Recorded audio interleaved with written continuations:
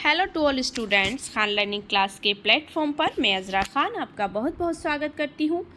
बहुत बढ़िया से होंगे आप सब और आपकी तैयारी भी बहुत अच्छी चल रही होगी। अगर आप भी टेट और सीटेट एग्ज़ाम में बैठने जा रहे हैं तो ये वीडियो आपके लिए बहुत ज़्यादा हेल्पफुल होगी, क्योंकि आज हम इसमें आपके लिए लेकर आए हैं पर्यावरण से संबंधित पात्रता परीक्षा MP टेट या सीटेट परीक्षा 2022 का परीक्षा तिथि 3 फरवरी 2023 का सैम्पल पेपर।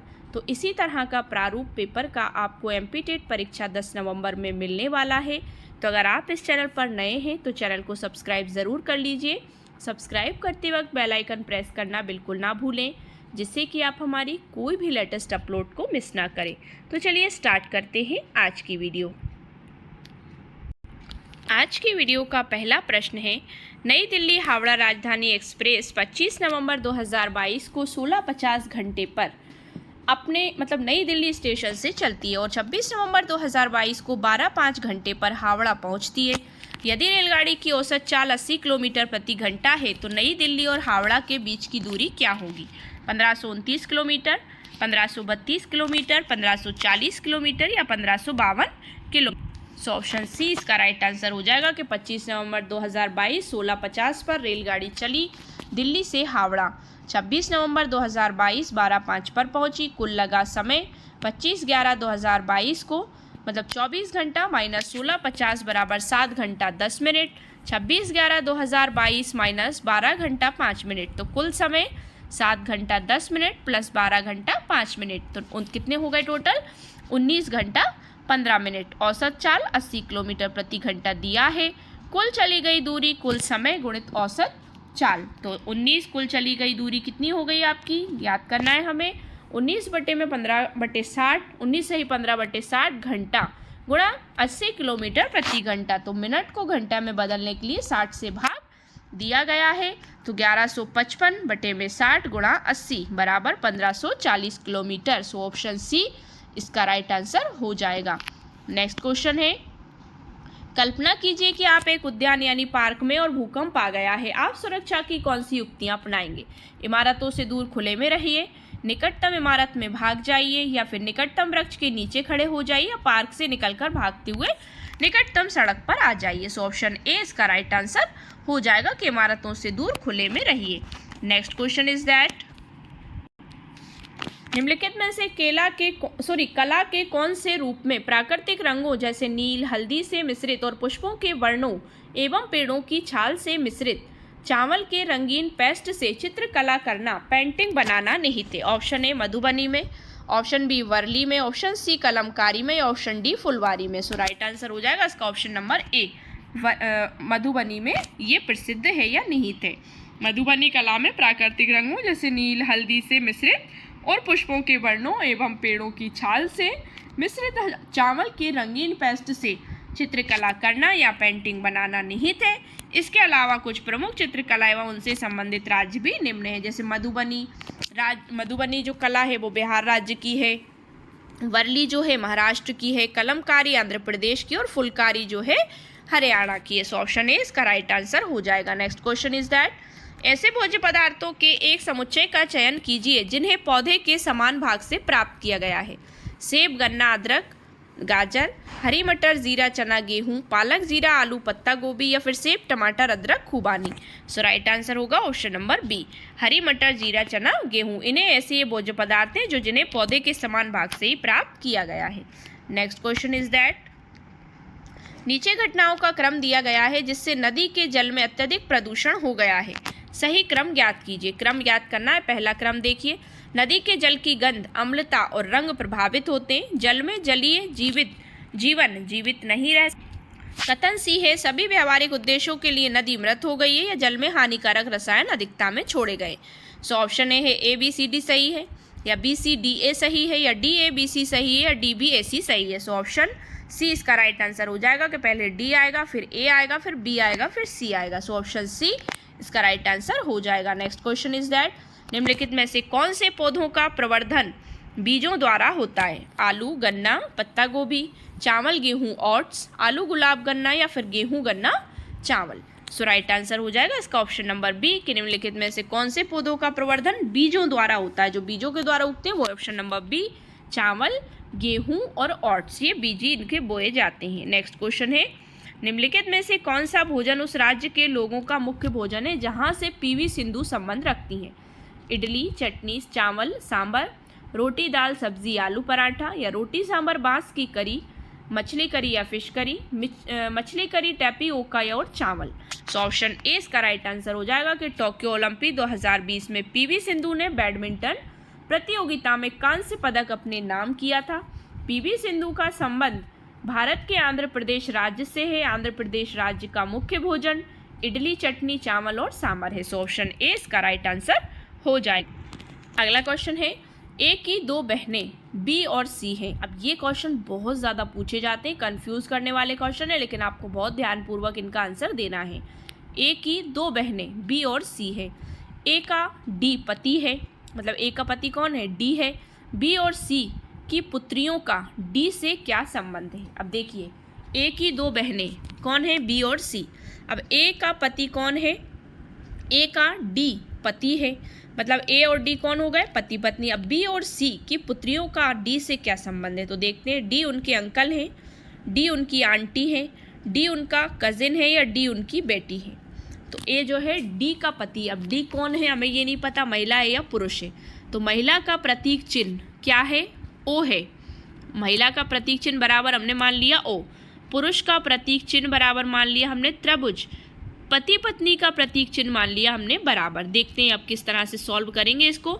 देखिए, ए जो है पत्नी है और डी जो है वो पति है। यहाँ ऊपर क्वेश्चन में यही दिया है कि ए का डी पति है, तो मतलब डी क्या है? पुरुष है, ठीक है ना। तो ए जो है पत्नी है, डी उसका पति है।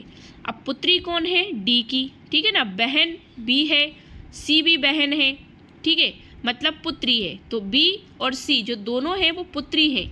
तो ए जो ये बी और सी की पुत्रियों का डी से अंकल यानी मौसा का संबंध है। समझ गए आप लोग?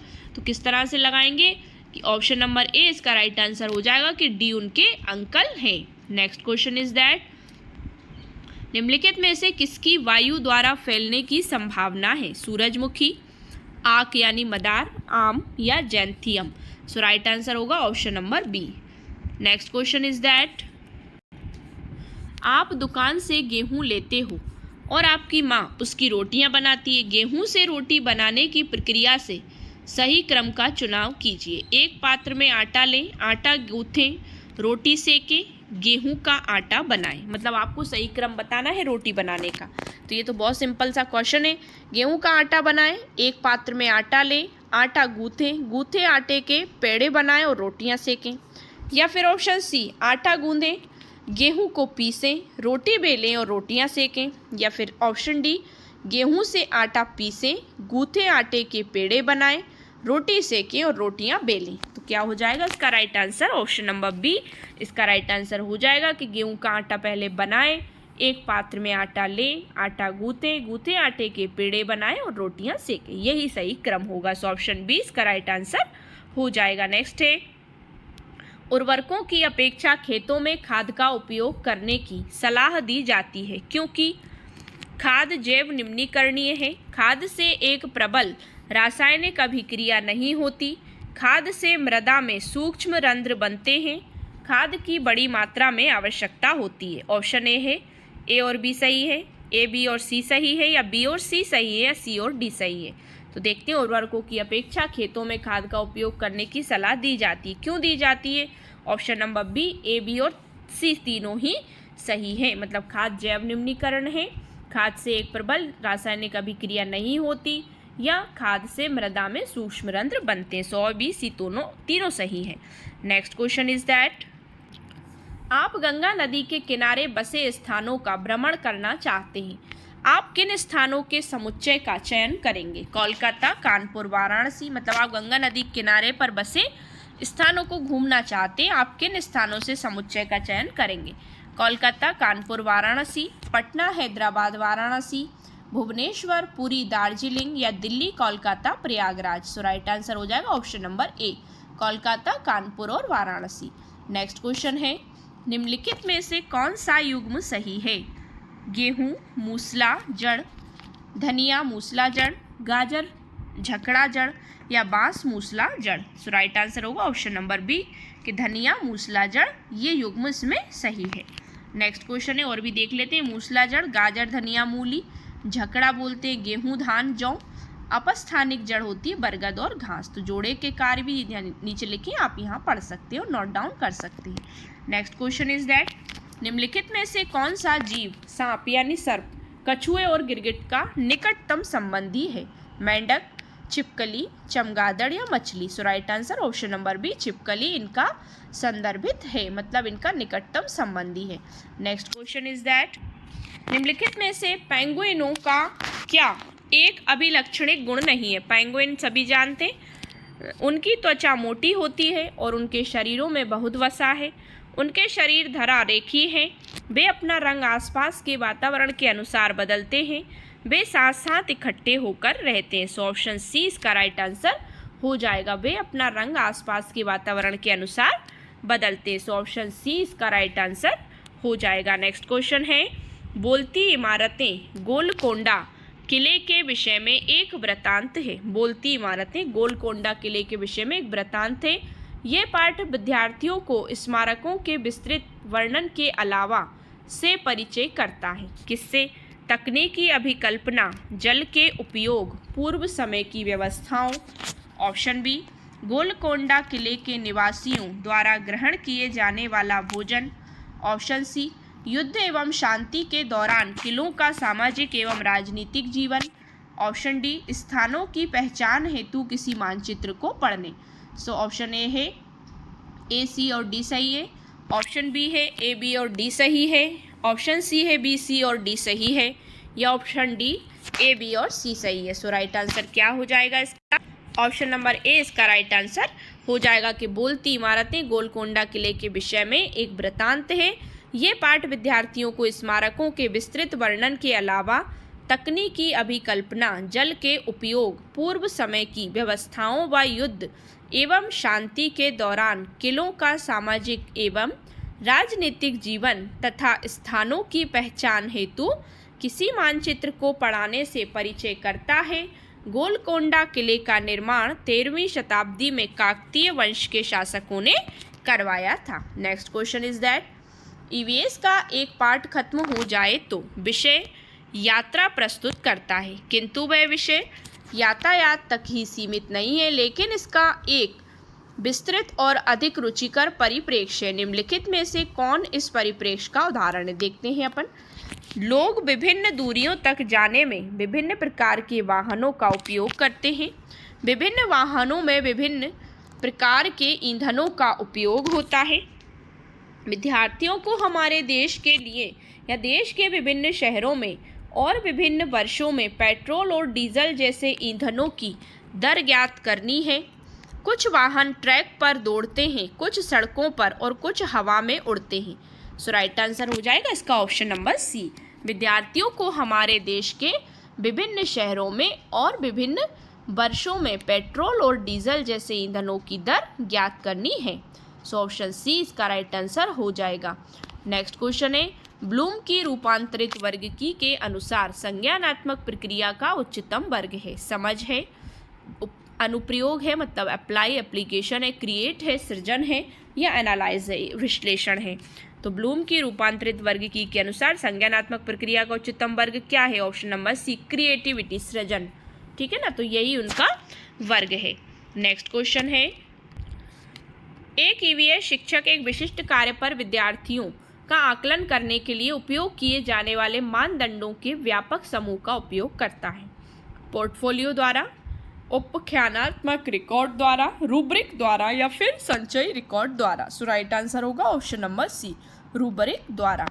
Next question is that Ayesha एक कक्षा 5 की ईवीएस शिक्षिका अपने विद्यार्थियों से ग्रामीण एवं शहरी क्षेत्रों के विभिन्न प्रकार के घरों में उनमें प्रयोग की गई सामग्री के प्रकार के आधार पर अंतर स्पष्ट करने को कहती है। मतलब क्या कहती है? कक्षा 5 की एक ईवीएस शिक्षिका है, अपने विद्यार्थियों से ग्रामीण एवं शहरी क्षेत्रों के विभिन्न प्रकार के घरों में उनके प्रयोग की गई सामग्री के प्रकार के आधार पर, मतलब विभिन्न प्रकार घरों में क्या क्या सामग्री प्रयोग की जाती है उनके आधार पर अंतर स्पष्ट करने को कहती है। इस क्रियाकलाप में कौन से कौशलों को प्रोत्साहित किया जा रहा है? देखते हैं। अवलोकन, मापन, वर्गीकरण व निष्कर्ष निकालना, चरों का नियंत्रण, वर्गीकरण व निष्कर्ष निकालना, अवलोकन, अनुमान लगाना, मापन व वर्गीकरण, या फिर अवलोकन, वर्गीकरण, निष्कर्ष निकालना व संप्रेषण करना। सो ऑप्शन डी इसका राइट आंसर हो जाएगा कि पहले अवलोकन, फिर वर्गीकरण, फिर निष्कर्ष निकालना, फिर संप्रेषण करना।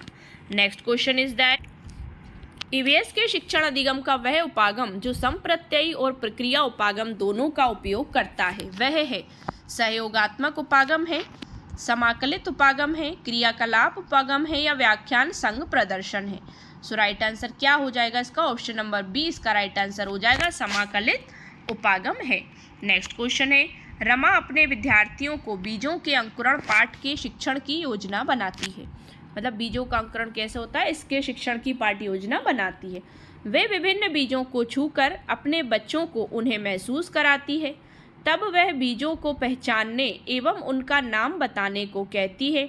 वह शिक्षण की किस विधि का उपयोग कर रही है? ऑप्शन ए समस्या समाधान, ऑप्शन बी सहयोगात्मक अधिगम, ऑप्शन सी प्रदर्शन, या ऑप्शन डी व्याख्यान।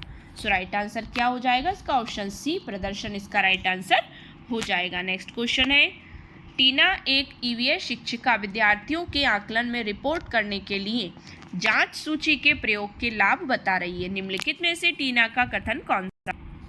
ऑप्शन ए है जांच सूचियों का प्रयोग आसान है, जांच सूचियों के लिए विस्तृत रिकॉर्ड रखने की आवश्यकता है, ऑप्शन सी जांच सूचियां छात्रों की उपलब्धियों का विवरण देती हैं, ऑप्शन डी उच्च कक्षाओं में भेजने के लिए जांच सूचियों की व्याख्या करना आसान है। सो राइट आंसर क्या हो जाएगा? ऑप्शन नंबर डी कि उच्च कक्षाओं में भेजने के लिए जांच सूचियों की व्याख्या करना आसान है। नेक्स्ट क्वेश्चन इज दैट यात्रा का विषय पढ़ाते समय निम्नलिखित में से कौन सा उदाहरण संवादात्मक शिक्षण का है? ऑप्शन ए विद्यार्थियों से यात्रा से संबंधित चित्र एकत्र करने के लिए कहना, विद्यार्थियों से आपस में यात्रा पर प्रदर्शन करने के लिए कहना, यात्रा तथा टिकटों के प्रकार पर शिक्षिका द्वारा डिजिटल प्रस्तुतिकरण दिखाना, ऑप्शन डी शिक्षिका तथा विद्यार्थी मिलकर सुनते हैं तथा यात्रा संबंधी अपने अनुभवों के संदर्भ में प्रतिक्रिया देते हैं, मतलब रिएक्ट करते हैं। सो क्वेश्चन क्या था कि यात्रा का विषय पढ़ाते समय निम्नलिखित में से कौन सा उदाहरण संवादात्मक शिक्षण का है? सो राइट आंसर क्या हो जाएगा इसका? ऑप्शन नंबर डी इसका राइट आंसर हो जाएगा कि यात्रा का विषय पढ़ाते समय शिक्षिका तथा विद्यार्थी मिलकर सुनते हैं तथा यात्रा संबंधी अपने अनुभवों के संदर्भ में प्रतिक्रिया भी देते हैं। सो ऑप्शन डी इसका राइट आंसर हो जाएगा। नेक्स्ट क्वेश्चन इज दैट मिली एक 6 वर्षीय बालिका अपने चीज़ें जैसे कि क्ले डो, मतलब मिट्टी का क्ले का डो बना लेते हैं ना बच्चे, मिट्टी का गोला बना लेते हैं, किताबें, वर्कशीट, रंग इत्यादि किसी के साथ साझा नहीं करती है। उसकी अध्यापिका को मिली को शामिल करके किसी भी सहयोजक क्रियाकलाप का आयोजन करने में समस्या का सामना करना पड़ता है। मिली की अध्यापिका के रूप में आप क्या करेंगी? मिली को समझाएं कि वह अपनी वस्तुएं दूसरों से साझा करें, मतलब शेयर करें, ऑप्शन बी। अन्य सभी छात्रों को समझाएं कि वे मिली के स्वतात्मक व्यवहार के साथ समायोजन करें। उसके अभिभावकों को विद्यालय में बुलाकर उसके व्यवहार के बारे में चर्चा करें, या फिर मिली के व्यवहार के सामाजिकरण को बढ़ाने के लिए विभिन्न समूह कार्य का संचालन करेंगे। सो ऑप्शन डी इसका राइट आंसर हो जाएगा कि मिली के व्यवहार के सामाजिकरण को बढ़ाने के लिए वे विभिन्न समूह कार्य का संचालन करेंगी, मतलब ग्रुप में बच्चों से कार्य करवाएंगी। नेक्स्ट क्वेश्चन है प्राथमिक स्तर पर ईवीएस का कौन सा शिक्षण सामाजिक रचनावादी उपागम का अनुमान करता है? देखते हैं। कहानी, कविताएं तथा असल जीवन के वर्णनों को पाठ्य पुस्तक में शामिल करना जिससे विविध कक्षाओं की ज़रूरत पूरी हो सके, पाठों को सरल एवं मानक भाषा में प्रस्तुत किया जाए, संदर्भ की समझ को बढ़ाने के लिए स्थानीय भाषा एवं शब्दावली का प्रयोग किया जाए, ईवीएस शिक्षण की गुणवत्ता को सुनिश्चित करने के लिए राज्य स्तर के मानकीकृत आकलन हों। ऑप्शन है इसके ए और सी सही है, ए तथा बी, बी तथा डी, या फिर ए, बी और सी। सो राइट आंसर होगा इसका ऑप्शन नंबर ए कि ए और सी सही है। प्राथमिक स्तर पर ईवीएस का शिक्षण सामाजिक रचनावादी उपागम का अनुगमन करता है, जो कि निम्न प्रकार है, आप यहाँ देख सकते हैं। नेक्स्ट क्वेश्चन इज दैट निम्नलिखित में से कौन सा ईवीएस के शिक्षण के लिए उपयुक्त उपागम नहीं है। भूमिका निभाना, सर्वेक्षण, क्षेत्र भ्रमण या शिक्षकों द्वारा शिक्षण निर्देशन। सो ऑप्शन डी ए है डी, ऑप्शन बी है ई, एक है संवादात्मक शिक्षण, ऑप्शन सी है सी, ऑप्शन डी है बी। सो राइट आंसर हो जाएगा इसका ऑप्शन ए, मतलब डी सही है कि शिक्षकों द्वारा, डी इसमें सही नहीं होगा क्योंकि शिक्षकों द्वारा शिक्षण निर्देशन सही नहीं है। Next question is that Sheena दृष्टि बाधित है, मतलब ब्लाइंड है, मतलब दृष्टि बाधित है, देख नहीं सकती, तथा ईवीएस की कक्षाओं में बहुत रुचि लेती है।